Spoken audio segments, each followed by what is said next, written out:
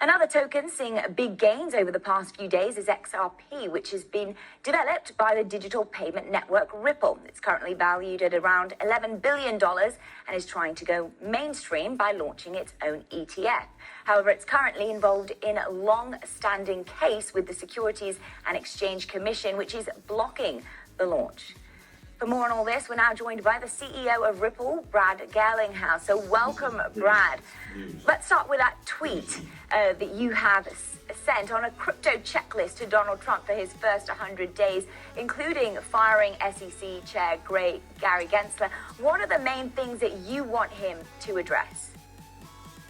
Well, as you probably know, Donald Trump has been kind of a crypto advocate and the crypto president by his self-proclamation around that for a number of months during the campaign.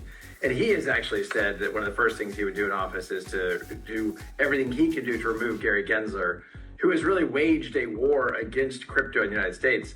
The irony, of course, is many countries around the world, even the UK, Switzerland, Singapore, have really leaned into crypto, created clear rules, which has allowed entrepreneurs and capital to flow in and allow the industry to grow and thrive.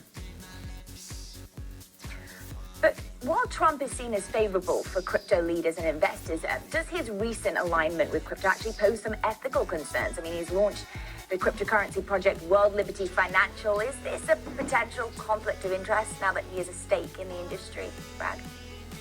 You know, I think obviously Donald Trump has stakes in lots of industries, and I think the voters decided that they preferred Donald Trump as opposed to other candidates throughout the process. So I don't really take a position on that. I think there's obviously a lot of disclosure laws, and I think as his second trip to the White House, I'm sure there's plenty of people around him that are experienced with that.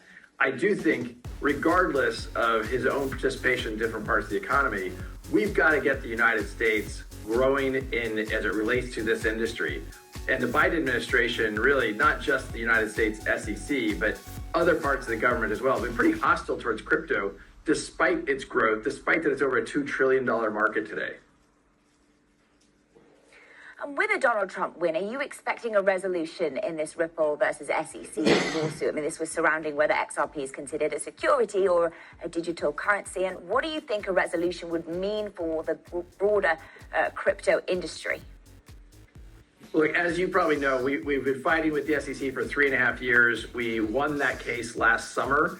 The SEC, the judge in that case declared very explicitly, XRP in and of itself is not a security. The SEC is appealing part of that decision, but importantly, they're not appealing the part of the decision that says XRP is not a security. So we feel very good about that. The law of the land of the United States is that XRP is not a security. What's frustrating, I think, for the whole industry is that only Bitcoin and XRP really have the explicit regulatory clarity in the United States. Other leading cryptocurrencies like ETH and Solana have been a little bit in a fuzzy land. It's really kind of maddening, and I think madness, to think we're going to litigate every single token one by one.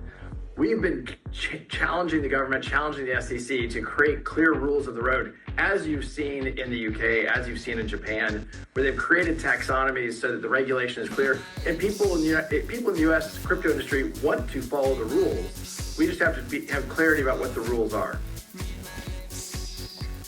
And Brad, talk to us more about clarity that you need in regulation. What more in particular would you like to see? I think the key thing is that the SEC under Gary Gensler has tried to take the position that most cryptocurrencies are securities. Securities, as I think many people know, the law is about rights and title and ownership of a company. But you own a security in Apple, you own part of the company. You have governance rights. You can vote on the board of directors. That obviously doesn't exist. If you own XRP, if you own ETH, if you own different cryptocurrencies, you're not getting the rights and title and interest of a security. So the key really is creating that clarity that the SEC is not the regulator that's trying to kind of own this industry. And they've really been trying to do regulation through enforcement rather than codifying and taking the time to write clear rules of the road. I don't know, but it's just BBC. All right. Well, thank you so much for joining us there, Brad Garlinghouse, the Ripple CEO. Thanks for having me. XRP has had 3 minor wins in the ongoing case. but we have the largest win right around the corner. And this upcoming victory will see XRP skyrocket above our previous all-time highs. And this is where the true potential lies. Did you say XRP is a security? We're in court and active discussions and litigation on that. You're in litigation because you do say it's a security. How would you categorize either then? Look, I think that the general sweep of what Congress did, not just in the 30s, but as amended. I'm asking you, here, sitting in your chair now, to make an assessment under the laws as exist. Is either a commodity or a security? Without speaking to any one. I know you've Okay. repeatedly said you're not going to speak to one, except you've spoken to one, Bitcoin. So I'm asking you to speak to a second one, the second largest market cap here. And speaking to the tokens, there's 10 to 12,000. If there's a group of entrepreneurs in I'm the asking middle, about one. the public is anticipating a profit based on the... I'm asking you a specific question, Chair Gensler. Is Ether a commodity or a security? And again, it depends on the facts and the law, and if there's a group of individuals... I'm asking you about the facts and the law sitting in your seats and the judgment you are making. And so, Mr. Chair, I think you would not want me to prejudge, because I'm asking you a very simple question about the second largest digital asset. What is your view? and my view is if there's a group of individuals in the middle that the public is... All right. However, let's say that the SEC official consulted SEC staff and perhaps even ethics directly to assist them in writing speech or giving guidance. Under this scenario, would the written speech still be considered personal views of the individual and not views of the commission? Respectfully, I can't answer that right now because that hypothetical is a real scenario that's playing out in litigation. Oh, what litigation would that be? That would be the Ripple litigation. Ripple XRP. So is it true that Director Hinman submitted his... We're going to let it grow. On day one, I will fire Gary Gensler and appoint a new SEC chairman.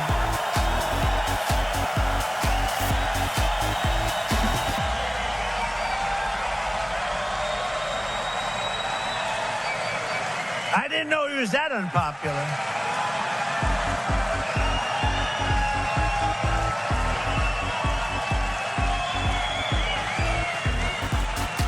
Well, I didn't know he was that unpopular.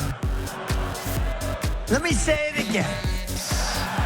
On day one, I will fire Gary Gensler. Whoa.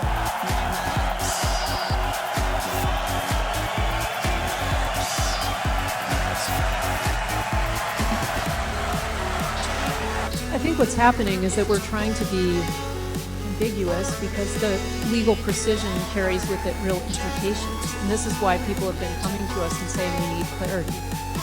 Is the token itself a security? Or is it part of an investment contract? Is it being sold together with an investment contract? If it is, what is that investment contract and how long does it track along with the token? By using imprecise language, we've been able to sort of suggest that the token itself is a security apart from that investment contract, which has implications for secondary sales. It has implications for who can list it. And I think this is absolutely, we've fallen down on our duty as a regulator not to be precise. And so tucking into a footnote that, yes, we admit that now actually the token itself is not a security, that's something that we should have admitted long ago and then started wrestling with the difficult questions.